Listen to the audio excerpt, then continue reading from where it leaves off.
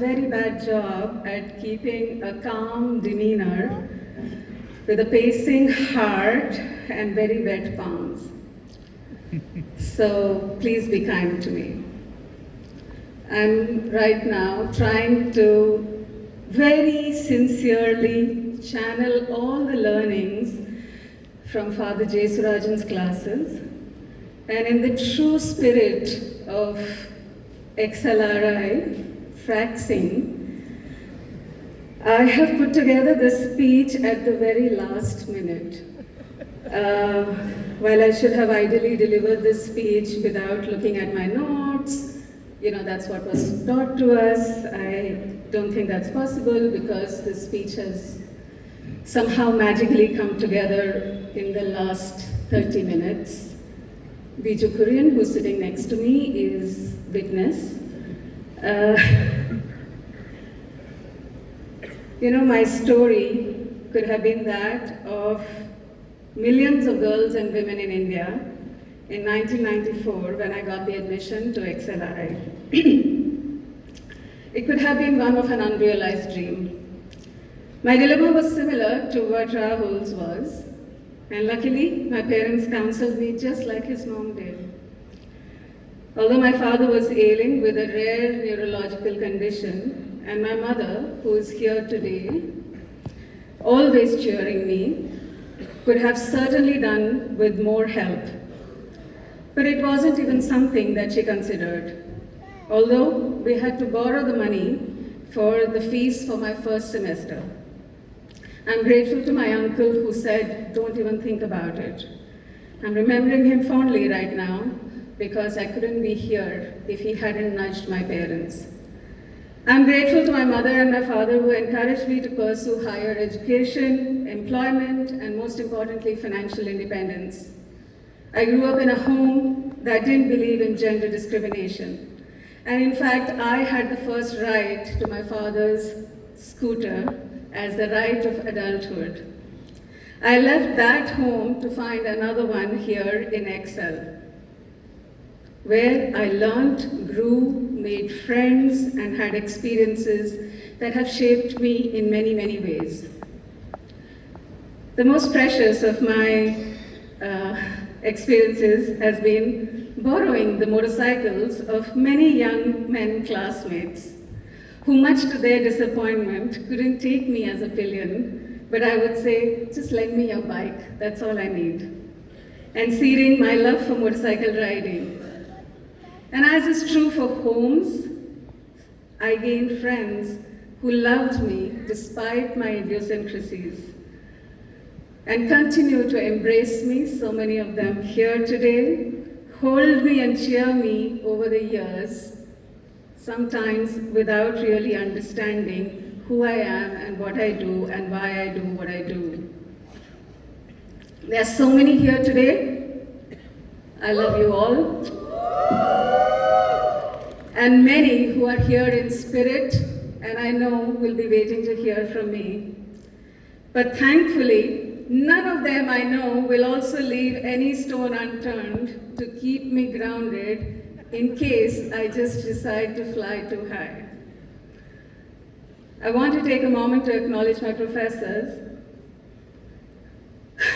who have often been frustrated with me for my late submissions and yet indulged me. I take comfort in that today I may have redeemed myself, perhaps in some part. Unlike my other batchmate, my very topper batchmate, who you will hear about soon. In particular, I want to remember Professor Geeta Saxena, who gave me a safe home when my parents were grappling with curved balls life was throwing at them. She was the person I ran to share when I got placed on day one. Something many, and even I, didn't believe was possible. And thank you, Professor Madhukar Shukla, for nurturing my ideas over the years, especially my social venture. I came to XLRI looking for a profession and employment, and what I found was conviction in myself, inspiring relationships, and unconditional support. Even if I went off the road from the typical corporate career, here I am, feeling not just validated, but celebrated. That's what homes do. And I think that's the spirit of homecoming. And I do not take this honor lightly.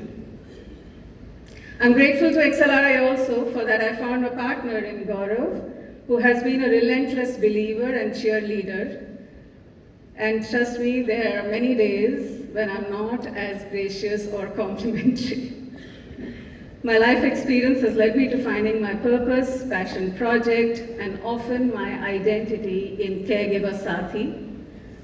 Not just that of honoring my experiences as a caregiver to my mother, who was the primary caregiver to my father, a caregiver to myself, and celebrating all the caregivers who have nurtured, tolerated, understood, and even cherished me.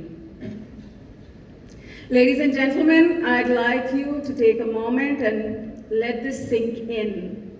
Women and girls in India contribute 3.26 billion hours of unpaid care work every day. It is equivalent to $1 trillion of GDP. Many of which are waiting to be unlocked if only we can recognize and value the role caregivers play in childcare, caring for the aging and the ailing. There are caregivers all around us, but most of us don't identify as caregivers. And increasingly, we will be caregivers to many, if we aren't already. We are all caregivers, and I invite you to share your stories and join us in our endeavor at Caregiver Sathi. My daughter Vanya is here today, and I dream of a day when young girls would see many women, would see themselves easily making to this stage, hosting many, many women. And if there is any institution where this is possible, it is XLRI, and for all the work that we are doing through CGIL and other pioneering initiatives that are impacting the world. Here's to all the incredible XL ki Kuriyan who are inspiring, and many of whom are here today. Come on, a round of applause to XL ki Kuriyan. You know, I started my passion project of Caregiver Sathi when I felt perhaps time was running out on me. I wondered if I didn't cross the age of 54. That was the age that my father passed at. I wanted to live a dharmic life of purpose, honored his life experience, my life experience, and earlier this year, I turned 50. I'm glad to mark it with this fabulous recognition. Thank you. I really wanted my dad to be here today. And the last 2 days, I was at NDA Kadakwasla for the Diamond Jubilee reunion of my father's course. 60 years, enjoying the company of 80-year-olds behaving like 17-year-old boys. That's what reunion does. Many of them shared stories of my dad, and I found my dad again in a special way. Not just that, I feel that many of them are here with me today. And it is indeed special that NDA also celebrates its 75 years anniversary this year. Well, I have some time till 54. Now I'm wiser, and I know this is quite likely a traumatic response. Apparently, it's a phenomenon that those who lose their parents early are likely to find crossing their parents' age a milestone. Now imagine my trauma when I read a recent research which said women who reach 49 without any major illness are likely to live up to 92. I had just not planned for that, and certainly not financially.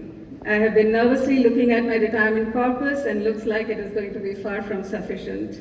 And just in case I end up living another couple of years, I'm going to be in a lot of trouble, especially if I don't fix my weight problems today.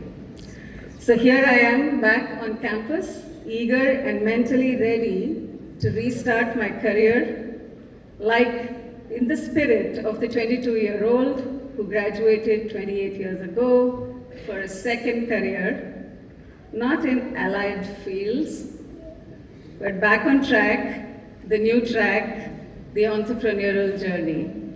Having completed my promise to my purpose, it feels it's now time to chase my other childhood dreams. After all, we live in an era of portfolio careers and infinite possibilities, and this may just be the time for me to explore the world of technology that always lights up my eyes and heart.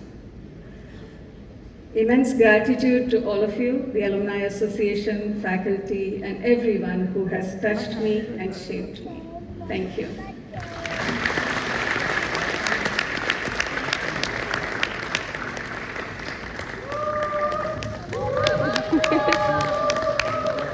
Thank you so much, ma'am. We now move on